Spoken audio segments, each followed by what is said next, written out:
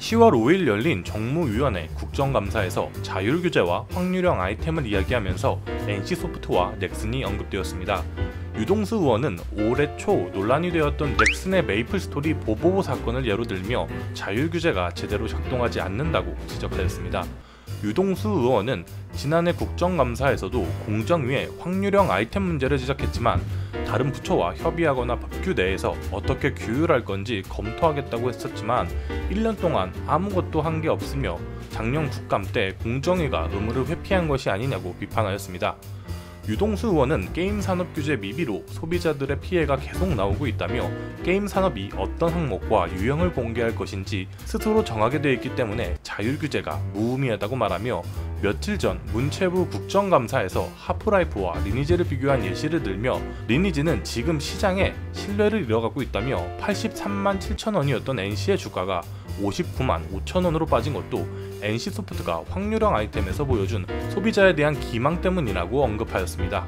NC소프트 같은 경우 3일 도쿄게임쇼에 리니지 W가 참가하면서 게임 홍보뿐 아니라 주가 상승도 노려봤을 텐데 비교되는 게임성과 이미 돌아선 민심으로 주가 상승은커녕 오히려 하락하게 되었습니다. 그럼 국정감사 당시 영상 보여드리겠습니다. 짱! 다음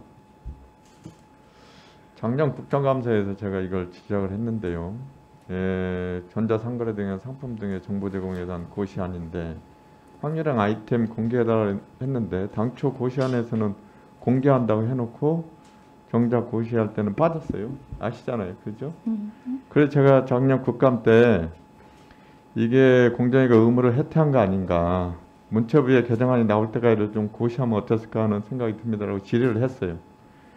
위원장님께서 뭐라고 답변했냐면 다른 부처하고 다시 한번 협의를 해보던가 아니면 저희가 가지고 있는 법규 내에서 어떻게 규율할 것인가를 한번 다시 검토하겠다, 이렇게 답변했습니다.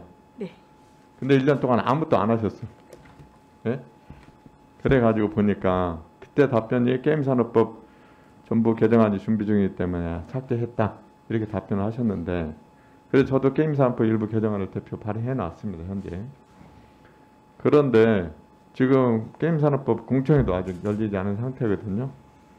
규제 미비로 소비자들 피해는 계속 나고 있습니다. 현재도 오늘도. 그래서 보니까 이 자율규제하고 있는데 이 자율규제 무의미합니다. 그래서 소비자 피해 발생하고 있고, 왜냐하면 이 게임사들이 스스로 어떤 항목을 어떤 종류와 어떤 유형을 공개할 것을 스스로 정하고 돼 있어요. 그러니까 매출 비중이 큰 거 아니면 사행성이 높은 확률형 아이템, 이건 공개 안 하고 그냥 편한 것만 공개하고 있는 겁니다. 그래서 이 GSOK 한국게임정책자율기구가 이 공개 미준수 명단 공개하는데 이 이용자들이 자율규제에 신뢰 안 하니까 아무 의미 없는 거예요. 이 명단 공개가 아무 의미가 없는 겁니다. 그래서 실제로 보니까 넥슨의 메이플 스토리라는 그 게임이 있는데 거기에 가장 이번에 핫 이슈가 큐브라는 확률형 아이템입니다. 근데 이용자들이 올 초에 이 큐브 사용해도 옵션이 작동 안 한다고 자꾸 불만이 나왔습니다. 그래서 사실로 밝혀져요. 넥슨이 3월 5일 날 이 큐브 확률 부정 정보를 공개하면서 사실대로 밝혀집니다. 그러니까 소비자 기망한 거잖아요. 그죠? 예. 그래서 이것도 그런데 다 자율규제 인증받은데 아무 의미 없습니다. 그래서 이용자들 이렇게 인터넷 들어가면 이렇게 불만이 엄청나게 쏟아지고 있습니다. 위원장님, 1년 동안에 우리가 해태하는 동안에 이렇게 되고 있는 겁니다. 그래서 지난 10월 1일 날, 지난주에 우리 존경하는 이상원 의원님께서 문체 강강위에서 밸브사 하프라이프 알릭스하고 NC소프트 리니지 두 개를 비교해가지고 이게 두 개가 1998년 동시에 발매됐는데 이 하프라이프 알릭스는 대성공을 하고 리니지는 지금 완전히 시장의 신뢰를 잃어가고 있습니다. 주가 한번 보시죠. 이게 83만 7천 원짜리가 59만 5천 원으로 10월 1일 날 이렇게 빠져 있어요.